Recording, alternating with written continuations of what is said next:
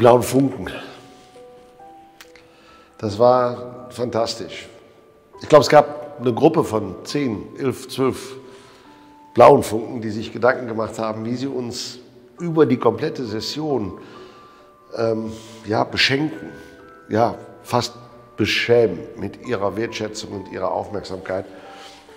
Hier stehe ich ja an dem ersten großen Geschenk auf dem Regimentsexerzieren der Kanone. Und ein wenig, glaube ich, wissen die blauen Funken auch, dass sie Teil unserer Gesellschaft sind. Denn so fing es ja nun 1823 an. Da waren wir eben eine Gesellschaft. Ich glaube, für die Funken oder uns alle war das eine wahnsinnige Veranstaltung, von Ihnen in Ihrem Turm empfangen zu werden. Und das ist schon eine feste Freundschaft. Die beiden zelebrieren diese beiden Chors und die sich auch auf die anderen Traditionschors im Kölner Karneval überträgt. Und wir sind echte Freunde und das ist wichtig für den Karneval in der heutigen Zeit.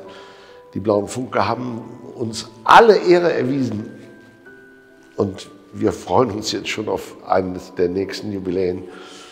Sie bauen ja jetzt auch gerade und da wird uns sicherlich das ein oder andere einfallen, was wir mit ihnen machen können.